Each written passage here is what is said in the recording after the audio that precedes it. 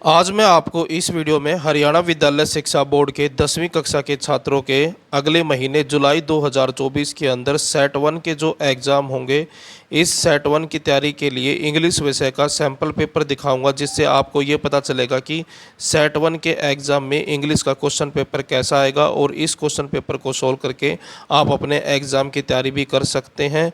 क्योंकि जो फॉर्मेट इस क्वेश्चन पेपर का है, बिल्कुल सेम फॉर्मेट के साथ आपका क्वेश्चन पेपर आएगा। और इसके अलावा आपको इस साल सेट के एग्ज़ाम की हाफ ईयरली एग्ज़ाम और प्री बोर्ड के एग्ज़ाम के अच्छे से तैयारी करना ज़रूरी है, क्योंकि इन एग्ज़ाम के अंदर जो आपके नंबर आएंगे, उन्हीं नंबरों के आधार पर आपको 20 नंबर इंटरनल असेसमेंट के मिलेंगे। और आपको पता है 20 नंबर इंटरनल असेसमेंट के जो हैं अब बहुत ज़्यादा इम्पोर्टेंट हैं, क्योंकि हरियाणा बोर्ड ने 10वीं कक्षा के छात्रों का जो पासिंग पैटर्न है, यानी कि जो मेथड है, उसको बदल दिया है, जिसके अनुसार 20 नंबर अगर आपके इंटरनल असेसमेंट में पूरे आते हैं तो 80 नंबर का आपका जो थ्योरी का पेपर होगा, उसमें से केवल आपको 13 नंबर लेने हैं उस सब्जेक्ट के अंदर पास होने के लिए। जैसे ही आपके 33 नंबर बनेंगे इंटरनल असेसमेंट और थ्योरी के पेपर के नंबर मिलाकर, तो उस सब्जेक्ट के अंदर आप पास हो जाएंगे। तो इस वजह से जो इंटरनल असेसमेंट के 20 नंबर हैं, ये बहुत ज़रूरी है। पहले ये नंबर तब जुड़ते थे जब आप थ्योरी के पेपर में पास हो जाते थे, लेकिन अब की बार जो है बदलाव कर दिया गया है। अगर आप थ्योरी के पेपर में पास नहीं भी होते हैं, यानी कि 80 में से 27 नंबर आपके नहीं भी आते हैं, तो भी आपके जो इंटरनल असेसमेंट के नंबर हैं वो आपको दिए जाएंगे। और इंटरनल असेसमेंट के और अगर थ्योरी के दोनों के नंबर मिलाकर अगर टोटल आपका 33 नंबर हो जाएगा, तो आप उस सब्जेक्ट के अंदर पास माने जाएंगे।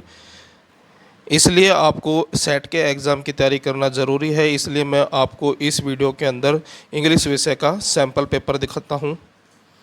जैसा कि आप देख सकते हैं, स्टूडेंट असेसमेंट यानी कि सेट वन के एग्ज़ाम के लिए है। जुलाई 2024 में आपके सेट के एग्ज़ाम होंगे। कक्षा 10वीं का है, इंग्लिश विषय का है और all the question are compulsory, यानी कि सभी क्वेश्चन आपको करने होंगे।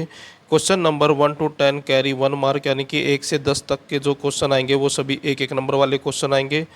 Question number 11 to 12 carry 2 marks, 11वां और 12वां क्वेश्चन दो दो नंबर का होगा।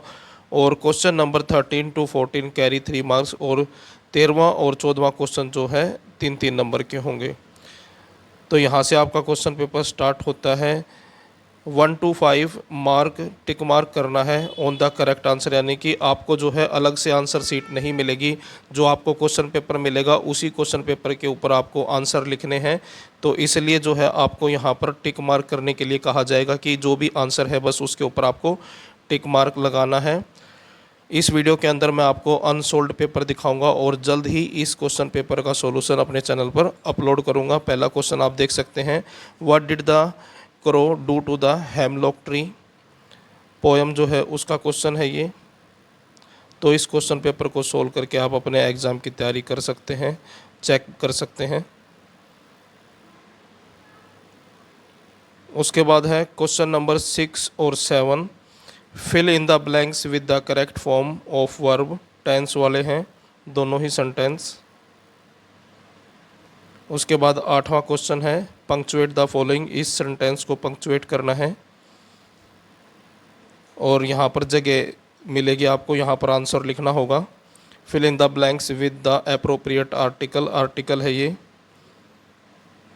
उसके बाद है question number 10, rewrite the following sentence in indirect speech, यानी कि नरेशन है, नरेशन का सेंटेंस है ये। उसके बाद क्वेश्चंस 11-12, यानी कि ये दोनों question, answer these question in about 20 to 30 words each, यानी कि प्रत्येक क्वेश्चन का आंसर जो है 20 से 30 शब्दों के अंदर देना है।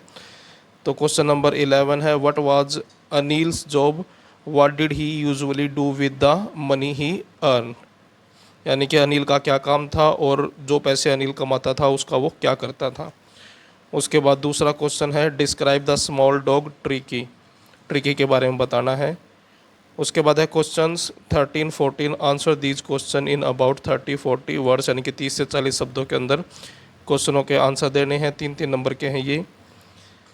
What twin obligation does Mandela mention, कौन से दोहरे दायित्व के बारे में मंडेला मेंशन करता है, यानी कि बताता है। How could a man not fulfil these in a country like south Africa, और कैसे एक व्यक्ति जो है इनको पूरा नहीं कर सकता कंट्री एक जो साउथ अफ्रीका जैसी है, यानी कि दोहरे कर्तव्य को साउथ अफ्रीका जैसी कंट्री के अंदर कैसे जो है फुलफिल क्यों नहीं किया जा सकता।